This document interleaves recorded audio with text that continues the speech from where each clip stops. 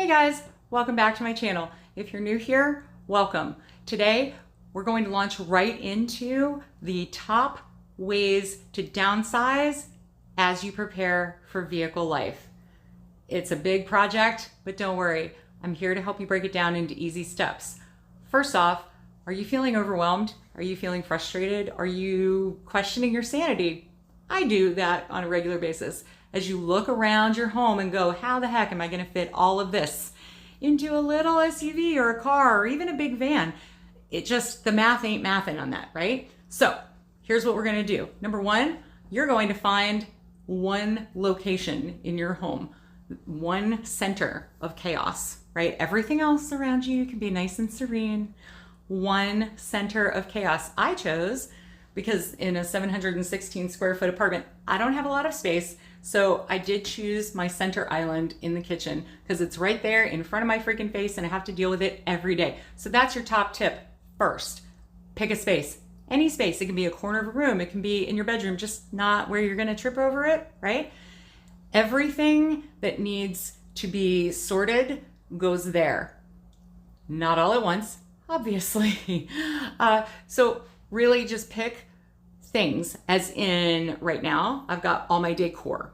So holiday decor, mostly because I kept it in these. What are these for? You can't reach them.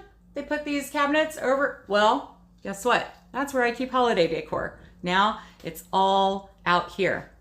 So first tip, find a central place. Second, make a list. Check it twice.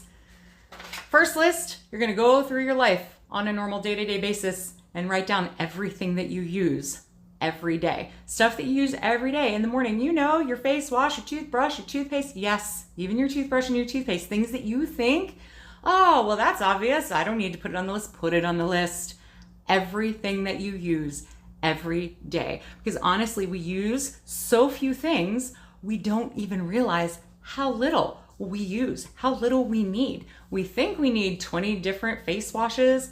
How many do we really use? One or two.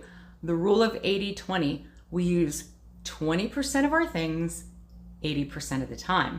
So we're going to make a list of everything as you go through the house. Put it on your phone, put it on a computer. I put mine on paper. I tend to color code my things, so that's going to be my next tip. Color code. So you're going to have on your everyday list, whether you put it on your phone, a laptop, or like I do, a piece of paper, and I carry it around with me, everything is green, right? Everything is green, and I put a check mark next to it. Why? Because I train my brain, right? I train my brain to recognize that green means yes, green means go, green means absolutely keep it. I don't have to sort through and make my brain think extra thoughts, which take energy, because thoughts are energy, of looking at all of the items written in the same ink color and go, wait, am I keeping that? Am I not keeping that? What am I doing with that? So that's a very critical tip, color code. And when that comes in handy is on your yes/no list. This is the second list that you're going to make. As you move through your day, you're going to make your daily list, all the things that you use every day. That's a completely separate list. Your yes/no list right here. See? Yes, no, yes, no. No is in red. Why? Because red means stop. We know this. At intersections, red light, stop. Simple. Your brain is already conditioned to see red and think no or stop. So what you're going to do is on this pile of stuff, why do I even have some of this stuff? This is on the no list, but you know what is on the yes list? My little Christmas tree. It's very small, it's very cute, and I already know it fits in my SUV. But you know what I don't need?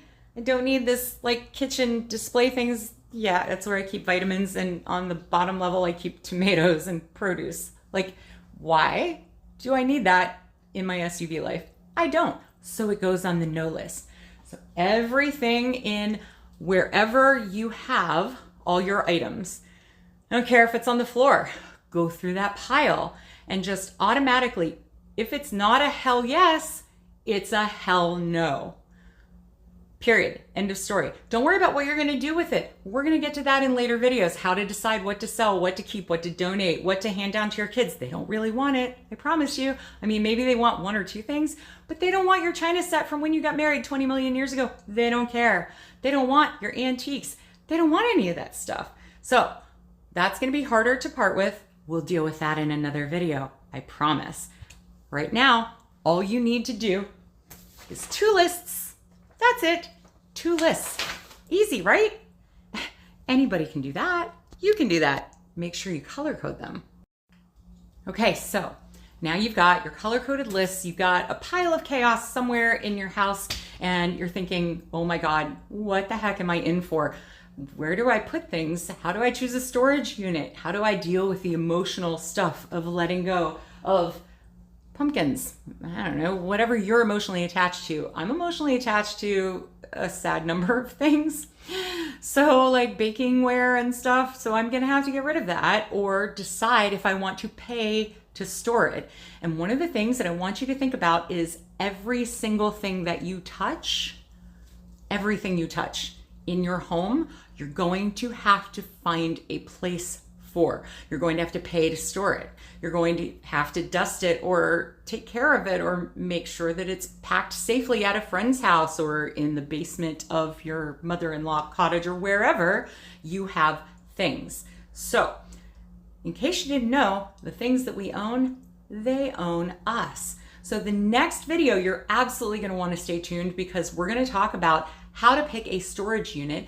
What size do you need? Do you need a 5x5, a 10x10, a 10x15? There are 8 million different types of storage units out there, and they all cost a different amount. And then that price changes every single day. So how do you pick one and how do you budget for it? Really important stuff. So you're going to want to stay tuned absolutely to the next video. Actually, you're going to want this whole series because I am going to walk you through step by step how to get rid of, save for, downsize, to get ready for all of the stuff that you need to be prepared to take your life from a sticks and bricks, regardless of what size sticks and bricks you're in, down to a vehicle, car, SUV, van, doesn't matter. Even if you have like one of those big Winnebago things, they're still, unless it's a class A, that sucker could be bigger than my apartment. In fact, probably is, but unless you have a class A, one of those really, really big ones on wheels, in which case that's a whole different situation and you don't need my video. But if you are downsizing and you don't know where to start, you absolutely want to stay tuned to the rest of my series. Thank you so much for watching. I really appreciate it. Hey, do me a favor, aside from do all the like and subscribe, because that's going to help me grow my channel to like at least 1,000 subscribers, which I'm really hoping for. Can you drop me a comment? What's something that you don't know how to do when it comes to downsizing? What do you need help with? What are you trying to figure out? And what's one thing that you absolutely will not get rid of, no matter how impractical it is? Drop me a comment. Let me know.